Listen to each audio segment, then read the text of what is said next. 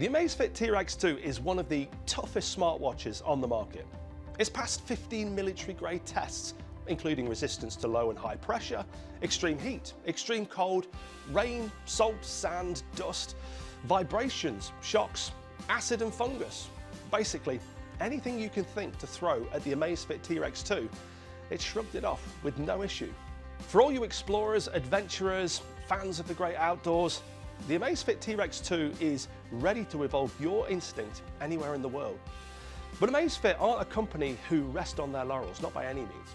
They wanted to push things further than any smartwatch has gone before, into space. And that's where we came in. This smartwatch is built with military-grade toughness, and our job was to push it to its absolute limits by taking it into space. We wanted to get it as high as possible above the Earth into the most extreme environmental conditions we could reach.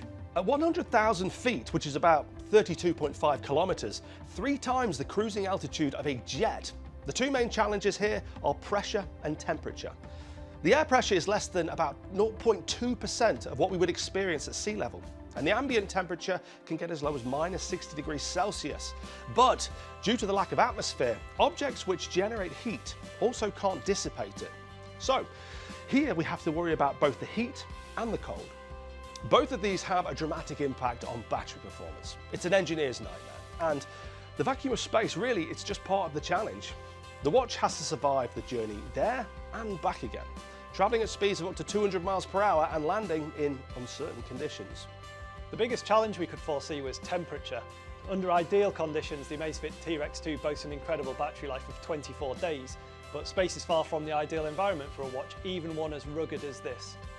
To protect its battery and components, the Amazfit T-Rex 2's military-grade certification includes resistance to temperatures as cold as minus 40 degrees. The watch even has an intelligent ultra-low temperature mode, which when activated, allows the device to enter a power-saving mode whenever the watch's surface registers a temperature below minus 10 degrees. In this mode, Amazfit reckon the device can remain in operation for up to 10 hours with the GPS enabled. So it seems the T-Rex 2 is more than able to handle the cold, but we wanted to find out if it stood up to the freezing conditions of space too. Securing clearances and planning the flight path was the final step, and at last we were ready to head out to the launch site. On the launch day, we used a hydrogen gas-filled stratospheric balloon to carry the spacecraft and the watch on its journey. Once the combined balloon and ballast were floating, we knew that the balloon had the right amount of lift force and could then be sealed off and attached to the craft.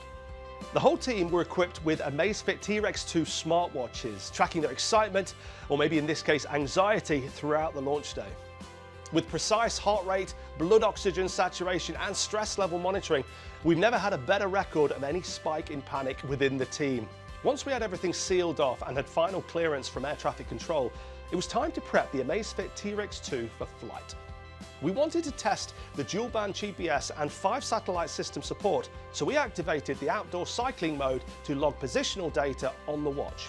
With the watch in the air, we sent our recovery team out on the road to the projected landing site in preparation for the landing. The spacecraft climbed through the atmosphere for 1 hour and 43 minutes. The T-Rex 2 intelligently dims the screen to save power, but even at the peak of the flight, where the sun is 60% brighter than on the Earth's surface, it was still visible. Incredible. As it ascended, the pressure dropped. Now that changing pressure caused the balloon to expand, and by the time we reached peak altitude at 34,553 meters, the balloon was the height of Buckingham Palace. Meanwhile, our team were on the road tracking the Amazfit T-Rex 2 and refining our simulations for the landing location. Weather and road traffic conditions were subject to constant change, so the always-on compass was really useful, especially when going off the main roads and down winding country lanes. We were really impressed with the performance of the Amazfit T-Rex 2 and using the compass to keep us on track with a superb degree of accuracy. Our flight path predictions are very accurate, but there's always a few variables which we can't anticipate or control.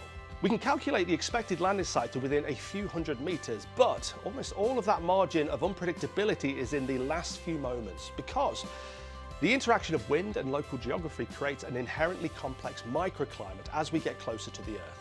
So that means our recovery team were very much kept on their toes trying to stay under the craft as it landed. And we got a great insight into that thanks to the stress monitoring feature on our wrists. Working with Amazfit was a real pleasure. There's a lot of smartwatches on the market, but there's very few I'd be confident with to take on one of our launches into Death Valley, or the glaciers of Iceland, or perhaps on one of our aquatic recovery trips to the Pacific. I mean, this is a watch that can go into space, come back working without a scratch on it. We're used to designing equipment that works in extreme conditions, and we've got a lot of respect for the team at Amazfit. For all you would-be astronauts, there's really no better watch to help you evolve your instinct.